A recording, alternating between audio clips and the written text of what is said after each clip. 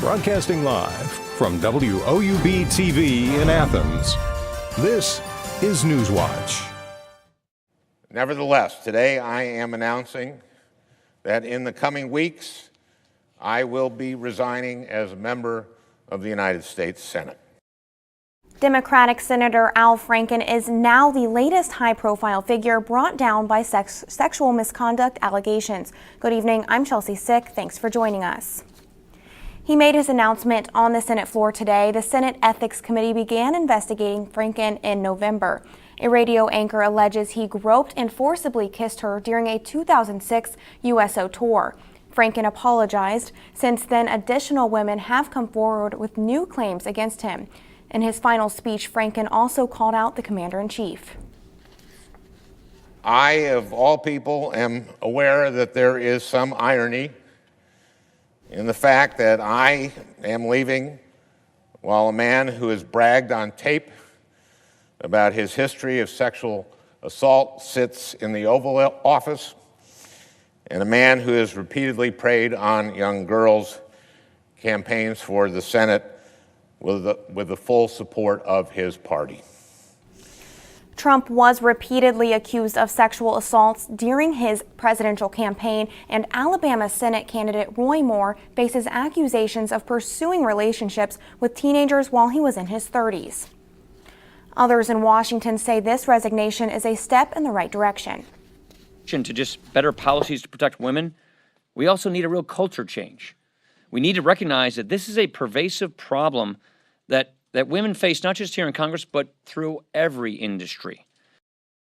I do really believe that this is a watershed moment, and we need to take this opportunity to really fundamentally change how we address this in Congress, but also beyond. Franken's resignation is the latest result of women coming forward with public accusations against high-profile men. But the National Sexual Violence Resource Center says 63% of sexual assaults are never reported to police. Newswatch reporter Taylor Bruck joins us now. Taylor, you took a closer look at what might prevent college-age sexual assault victims from reporting their experiences. That's right, Chelsea. According to the same report, 90% of students on college campuses never report their assault. I sat down with two sexual assault survivors who say there's a lot of room for improvement after the university and legal systems handled their reports of sexual assault. I'm so angry. I'm angry for him putting me in that position to experience all the things that I did have to experience and all the things that I'm still going through now, because every day just feels like a punishment.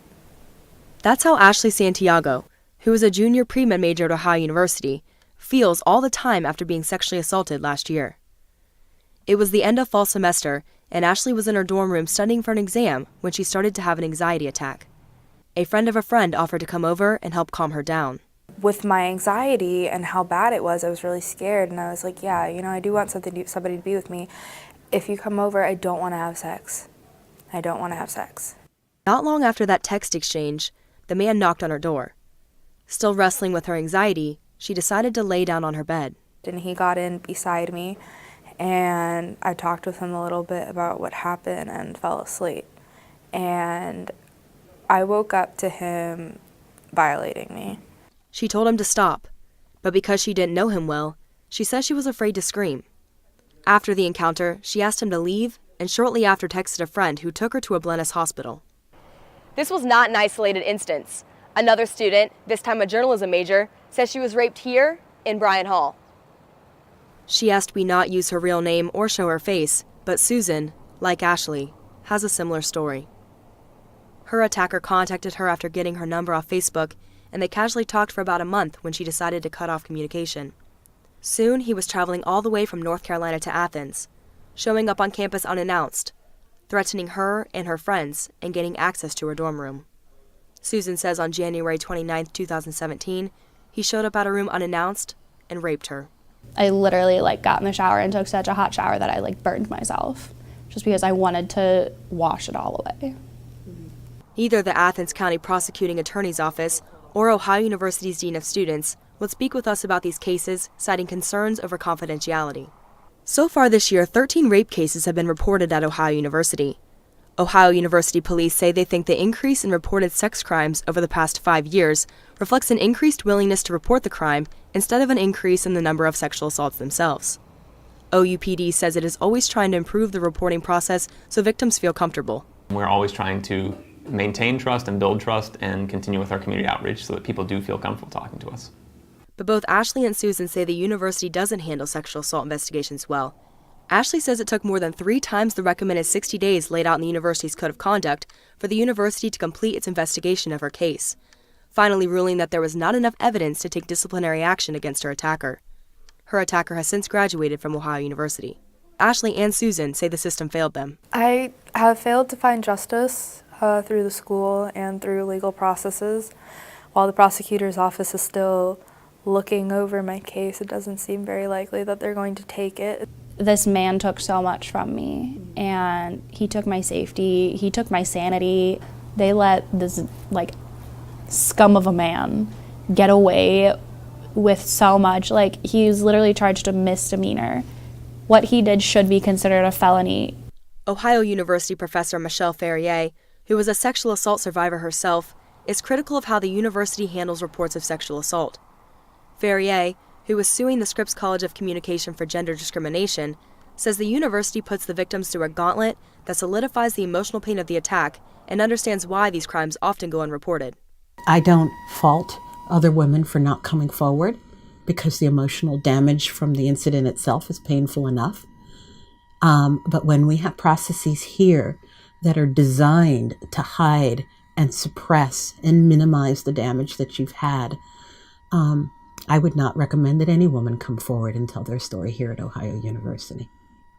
For Ashley, that pain and trauma wasn't just confined to her assault. Ashley says she became pregnant with twins after her assault. She miscarried one and decided to abort the other. After all that's happened, Ashley has decided to leave Ohio University at the end of this semester. While she feels the school failed her, she says her story shouldn't stop others from reporting sexual assaults. You just got to send a clear message that they're not going to get away with it, that you're going to do everything you can to make sure that you find justice, whether that's within your own heart or legally. Through interviewing the victims, something that I saw was lacking was a program that connects survivors with other survivors. Many of the resources here now are confidential and you can't disclose information about other survivors. All right, thanks, Taylor. Tomorrow we will take a look at sexual harassment in the workplace and what contributes to it.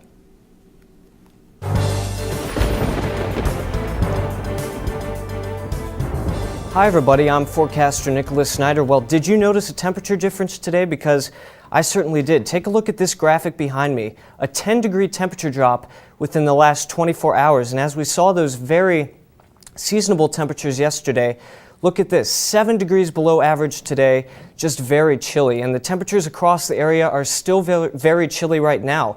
26 in Cambridge is the cool spot, very cold, and not very much warmer, 38 warm spot in Ripley, so just very cold out there. Now, our weather photo of the week comes from Fairview Park, Ohio, on the contrary of the temperatures we're seeing today, just showing a beautiful sunset from last week, and that comes from Camille Kutz. Now, if you want to send in your weather photos as well as receive any weather updates or ask me any weather questions, follow me on Twitter and Instagram at Snyder_WX. Now, this is where it gets pretty interesting. The highlights for the next couple of days and going into next week. The cool weather that we're seeing today is going to stay throughout the next 7 days.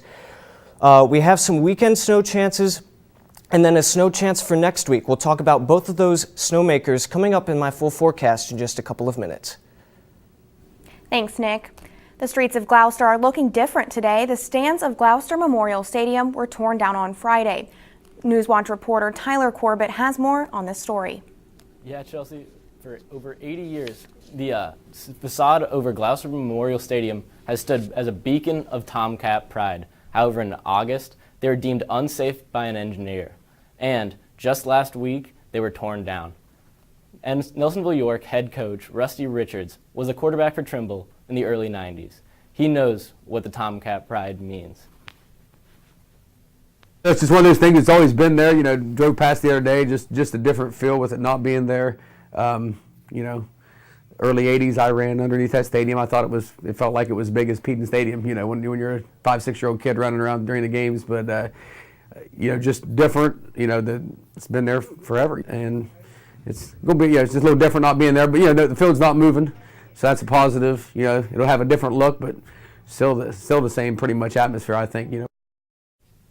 Fundraising for the new stands have already begun, and according to a fundraising website, they're already 64% of the way funded. So with over $500,000 funded for the new stands, the future is looking bright out in Gloucester. I'm glad to see that things are looking up in Trimble. Thanks, Tyler. The former treasurer of the Nelsonville York Band Boosters pleaded not guilty to stealing money from the organization. A grand theft count alleges Anna Hembry used deception to exert control over an amount in excess of $80,000 between 2014 and 2017. A pretrial hearing in Hembry's case was set for January 16th, and a trial is tentatively scheduled for February 20th. Parkersburg City Councilman Eric Barber pleaded guilty to disorderly conduct. Police say he tried to photograph a victim being treated in an emergency. WTAP reports Barber was accused in July of recording and harassing an individual. An obstruction charge against Barber was dismissed. Rowan County Clerk Kim Davis denied David Ermold twice for a marriage license. Now he is throwing his hat in the ring against her for county clerk. Davis defied a U.S. Supreme Court ruling legalizing same-sex marriage. She refused to issue marriage licenses to same-sex couples. Ermold and his partner of more than 15 years were among those denied a license. Davis spent 5 days in jail for refusing to abide by the court's ruling. The integrity of the office was compromised. I think that became publicly obvious in 2015. Ermold is an assistant professor of English at the University of Pikeville. The election is on May 22nd, 2018. Coming up, the U.S. Secretary of State says he will not change sanctions while meeting with a foreign minister. Plus, President Trump changes the recognized Israel capital to Jerusalem, setting off debates and protests. These stories and more when Newswatch returns.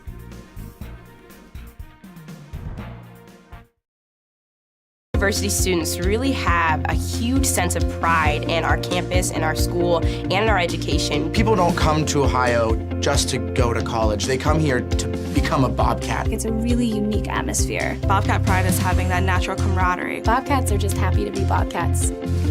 My favorite time of year at Ohio has to be homecoming. When the alumni come back, you can see that the love of this university doesn't fade. Once you're a Bobcat, you're always a Bobcat.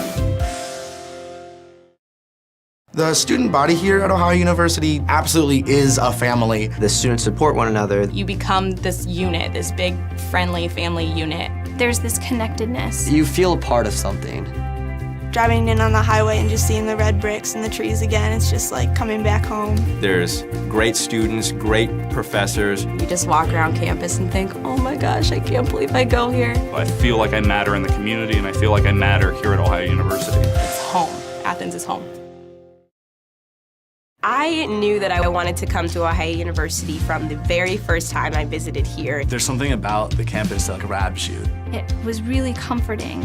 Very welcoming. It's one thing to write down your name and your GPA and that kind of stuff and send it in. It's another thing entirely to be here and see how great it is. The campus here is just electric. Absolutely gorgeous. Everything just looked really college-like. I looked at my mom and I said, this is it. And she said, the tour's just started. I said, no, you don't understand. This is it. My professors really care. They care about my grades, they care about my opportunities, they care about my experiences, they want me to succeed. They give those opportunities to the students. My professors have been extremely approachable. Literally, their door is always open. You can go to them with pretty much anything. Everyone knows your first and your last name and where you sit in the classroom. I really never feel like I'm being talked down to or just being taught material. I always feel like I'm having a conversation. And they want to share those opportunities and those experiences with us.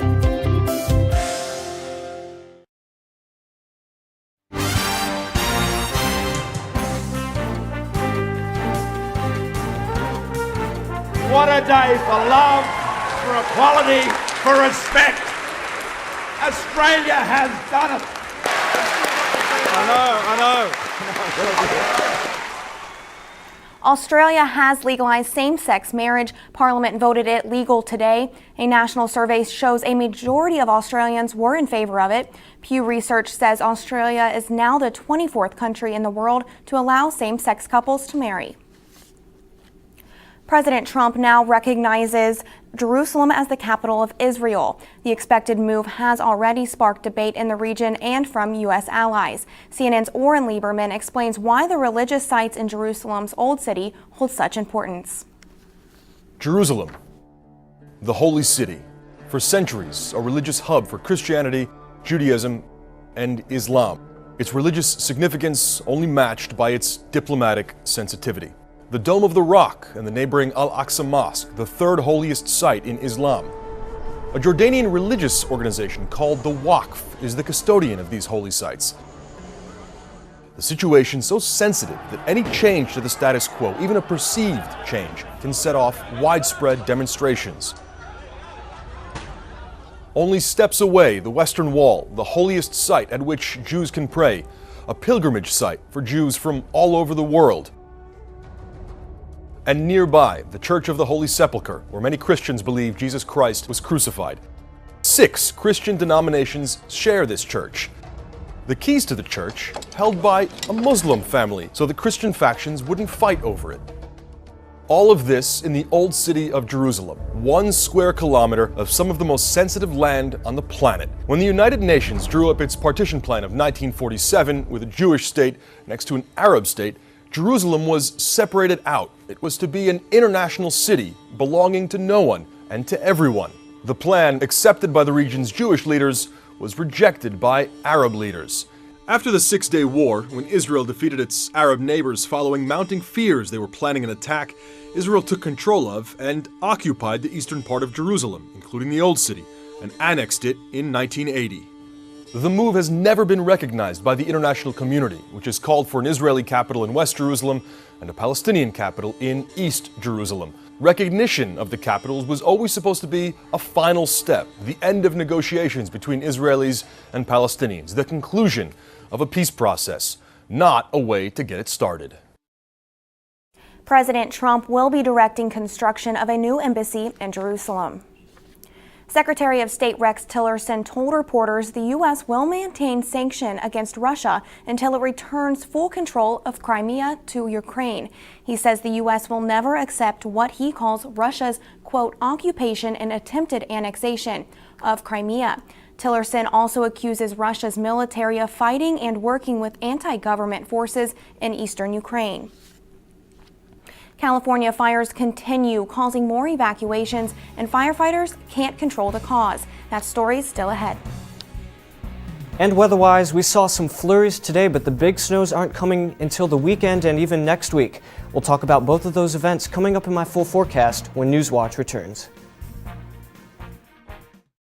Professors really care. They care about my grades, they care about my opportunities, they care about my experiences, they want me to succeed. They give those opportunities to the students. My professors have been extremely approachable. Literally, their door is always open. You can go to them with pretty much anything. Everyone knows your first and your last name and where you sit in the classroom. I really never feel like I'm being talked down to or just being taught material. I always feel like I'm having a conversation. And they want to share those opportunities and those experiences with us.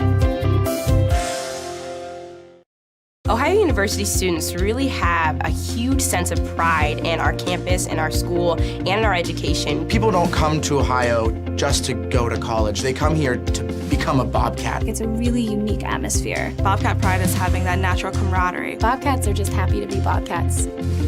My favorite time of year at Ohio has to be homecoming. When the alumni come back, you can see that the love of this university doesn't fade. Once you're a Bobcat, you're always a Bobcat. I knew that I wanted to come to Ohio University from the very first time I visited here. There's something about the campus that grabs you. It was really comforting. Very welcoming. It's one thing to write down your name and your GPA and that kind of stuff and send it in. It's another thing entirely to be here and see how great it is. The campus here is just electric. Absolutely gorgeous. Everything just looked really college-like. I looked at my mom and I said, "This is it." And she said, "The tour's just started." I said, "No, you don't understand. This is it." The student body here at Ohio University absolutely is a family. The students support one another. You become this unit, this big, friendly family unit. There's this connectedness. You feel a part of something. Driving in on the highway and just seeing the red bricks and the trees again, it's just like coming back home. There's great students, great professors. You just walk around campus and think, oh my gosh, I can't believe I go here. I feel like I matter in the community, and I feel like I matter here at Ohio University. It's home. Athens is home.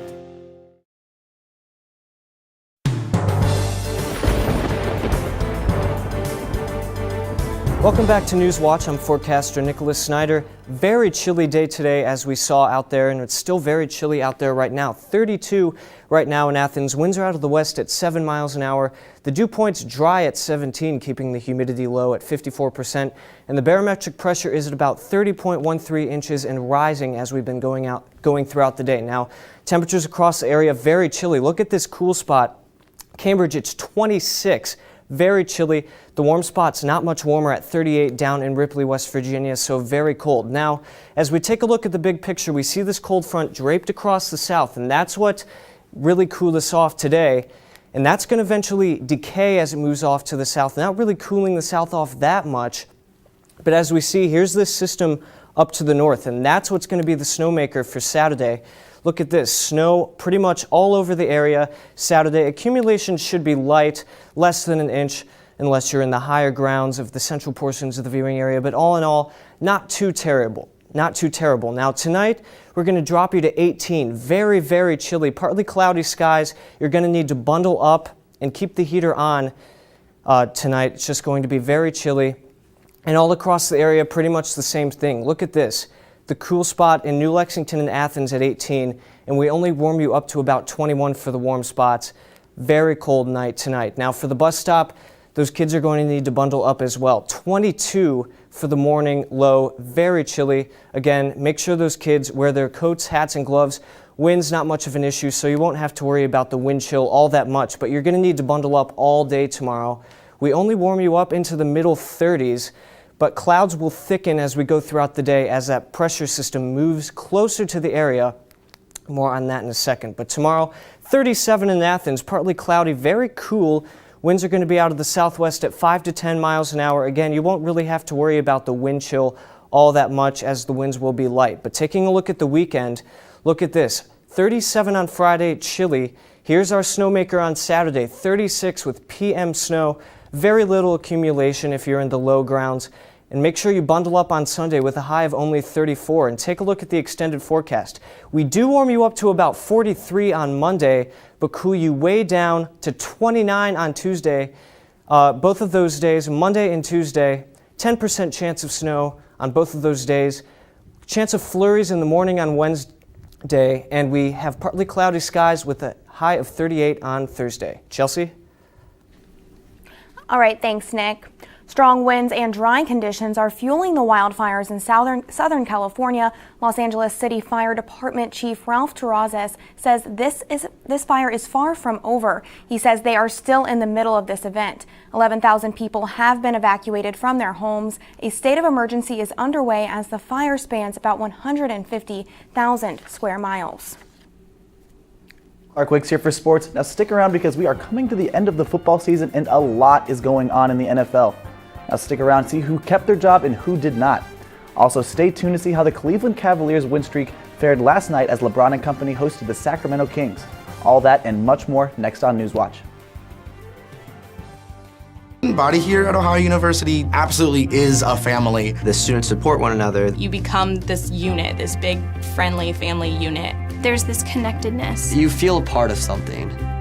Driving in on the highway and just seeing the red bricks and the trees again, it's just like coming back home. There's great students, great professors. You just walk around campus and think, oh my gosh, I can't believe I go here. I feel like I matter in the community, and I feel like I matter here at Ohio University. It's home.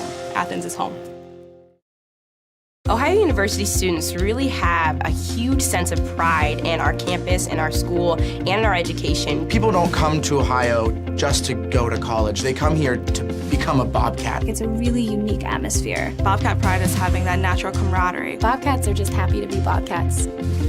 My favorite time of year at Ohio has to be homecoming. When the alumni come back, you can see that the love of this university doesn't fade. Once you're a Bobcat, you're always a Bobcat. My professors really care. They care about my grades, they care about my opportunities, they care about my experiences, they want me to succeed. They give those opportunities to the students. My professors have been extremely approachable. Literally, their door is always open. You can go to them with pretty much anything. Everyone knows your first and your last name and where you sit in the classroom. I really never feel like I'm being talked down to or just being taught material. I always feel like I'm having a conversation. And they want to share those opportunities and those experiences with us. I knew that I wanted to come to Ohio University from the very first time I visited here. There's something about the campus that grabs you. It was really comforting. Very welcoming. It's one thing to write down your name and your GPA and that kind of stuff and send it in. It's another thing entirely to be here and see how great it is. The campus here is just electric. Absolutely gorgeous. Everything just looked really college-like. I looked at my mom and I said, this is it. And she said, the tour's just started. I said, no, you don't understand. This is it.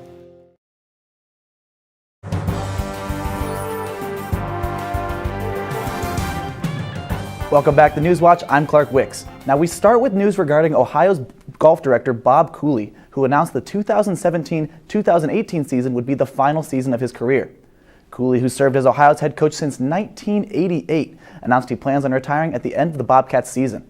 Under Cooley's guidance, 9 Bobcat golfers have finished in the top 5 of MAC tournaments. Now on to professional sports. The Cleveland Cavaliers hosted the Sacramento Kings last night as they tried to defend their 12-game win streak.